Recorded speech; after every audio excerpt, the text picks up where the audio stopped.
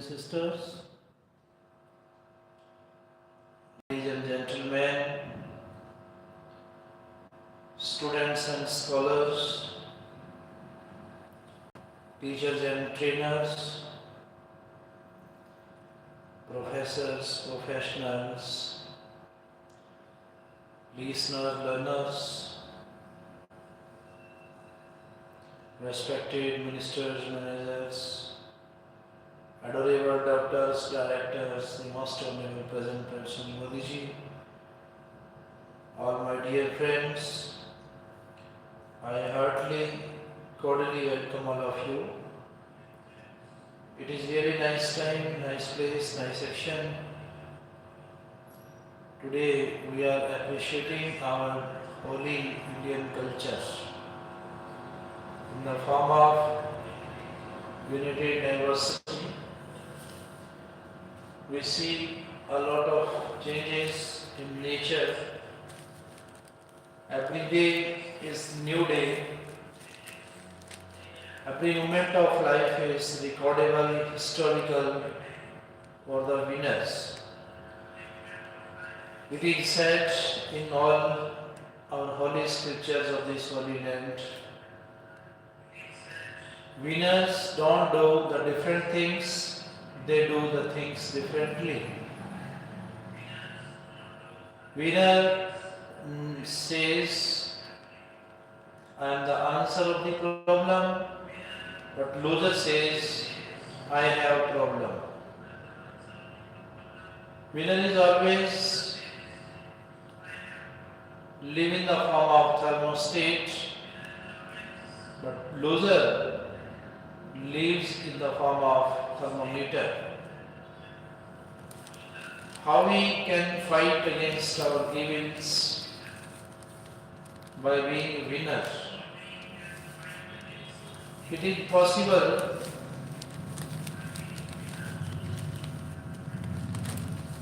by our attitude, our outlook. Let us be positive for appreciating, admiring, praising all the changes that we see in nature. Let us be natural, never feel alone, because our human body is made by 5 elements: air, fire, soil, sky and water. These are the members, contents, elements of our life. We see the different forms of nature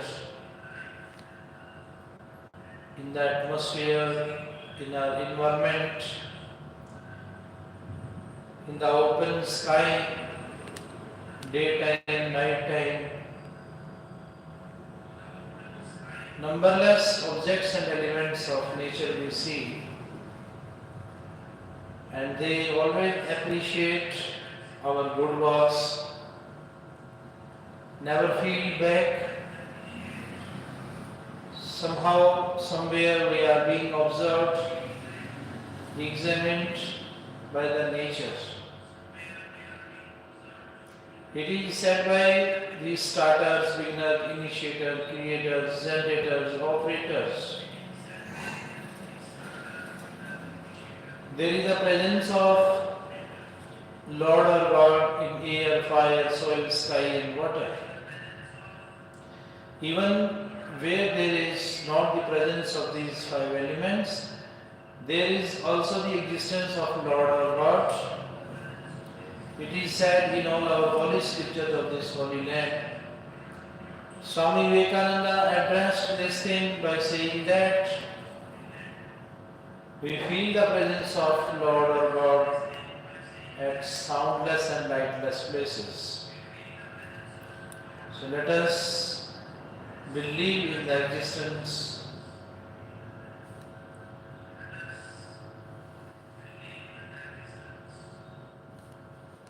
ensure education, hygiene, health care, in rural areas, Supreme Court says, direct states to set up at least one public library in every village in the country. Petition by Mandona Rural Development Foundation. A person who is starving, does he go to a library? Have you looked at the availability of schools, teachers and midday meals for children? The water supply to villages has anybody done these surveys? Justice Suryakant, Supreme Court judge says, the Supreme Court on Wednesday remarked that ensuring hygiene, education, health care was the most important path towards robust rural India.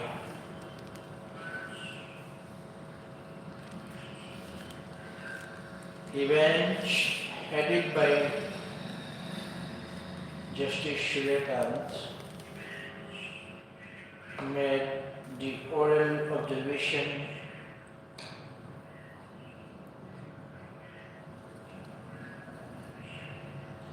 while hearing a petition filed by the Mandona Rural Development Foundation to direct the states to set up at least one public library in every village in the country. With Justice Kant said, libraries, though laudable, may not be what rural areas need the most. If you want to improve rural India, hygiene, education and health have to be ensured. A person who is starving, does he go to a library? Justice Kant asked the petitioner. The judge said the states usually got financial constraints and reason for not spending more to improve hygiene, education and health care in rural areas. The court said at least 10% to 15% of the state's budgetary allocations must go towards improving basic rural infrastructure to realize the ambition of a fully developed country. Prioritize differ, Justice Kant said, prioritize differ. While the petitioner believed public libraries were essential in villages, others might want money to be spent on healthcare. The Supreme Court agreed that libraries did indeed reach out to small children, providing them with perspectives on subjects like history, culture, constitutional values, rights and responsibilities of the citizens. Libraries also reached out to people living in inaccessible areas, infusing them with democratic and constitutional values, Justice Kant said. But equally important is the means to provide them adequate health care, hygiene and education, Justice Kant noted. Justice Kant asked the petitioner NGO whether it had done a survey on the health condition in villages or the condition of drinking water in them. Have you looked at the availability of schools, teachers and midday meals for children? The water supply to villages, has anybody done these surveys? The bench asked for counsel for the petitioner. Policymakers to decide, the court said it would be left to the wisdom of the policy makers in the government as to which best the prioritize public libraries or basic infrastructure in rural areas. Disposing of the petition, the bench asked the states to look into the issue and take steps within the limit of their resources. It expressed the hope that the states would consider taking effective measures, including the promotion of e-libraries, even should corporate social responsibility funds. Committees formed to amend nuclear liability laws. Minister says plans to amend the related laws were first announced in the Union budget speech on February 1st. Kamra apologizes as stand-up attendees get police notices. From Mumbai, stand-up comedian Kunal Kamra has apologized to fans after the police issued notices to attendees of his recent show, which had sparked a controversy over alleged remarks against Maharashtra Deputy Chief Minister Eknath Shinde. Mr. Kamra, known for his sharp political satire, is facing multiple FIRs over his show Naya Bharat, during which he allegedly referred to Mr. Shinde as a traitor, a remark that has drawn backlash from ruling party leaders. Show attendees quizzed.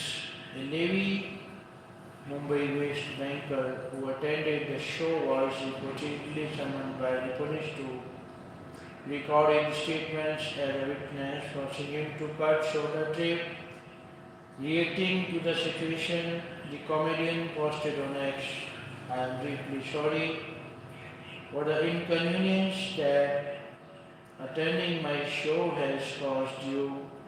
Please email me so that I can schedule your next vacation anywhere you wouldn't like in India." However, the Mumbai police denied reports of widespread audience summons, clarifying that only specific witnesses were contacted. The Khar police station in Mumbai had issued the third summons to Mr. Kamra, directing him to appear on April 5 for questioning. The comedian had previously skipped two summons citing prior commitments. Medha Patikars plea against conviction dismissed by court. Government-owned aircraft repair company staffers on protest. A section of employees at the government-owned and country's largest aircraft maintenance company, Air India Engineering Services Limited, started a symbolic protest on Wednesday by wearing a black ribbon to work over issues of promotion and release, discrimination against contractual staffs. Lalu Prasad leaves orderly to undergo treatment at AIMS. Navy Kirloskar signed deal for 6 megawatt marine diesel engine. Mamta calls for rollback of drug price hike.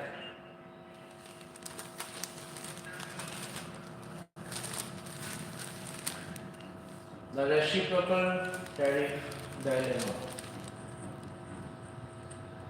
Anirudh Singhal, professor in the Finance and Economics faculty at the SP Jain Institute of Management and Research, Mumbai, and a visiting fellow at the Center for Social and Economic Progress, New Delhi. The views expressed are writers' own and not those of the affiliate organizations. The best policy response to reciprocal tariffs would be for impacted countries to remove barriers to doing business both internally and with their non-US trading partners. Under the Fair and Reciprocal Plan, the Donald Trump administration is countering non-reciprocal trading arrangements with trading partners by determining the equivalent of a reciprocal tariff with respect to each foreign trading partner. The non-reciprocal trading relationship is assessed based on tariffs, discriminatory taxes, non-tariff barriers including subsidies and restrictive regulation, exchange rate manipulation and any other practice deemed to limit US market access or impede American firms from competing. In 2010, countries across the world sent 12% of their total merchandise exports to American shores. By 2019, 1 year before the pandemic, the US share of world exports had only risen to 13%. The share stood at 13.4% in 2022.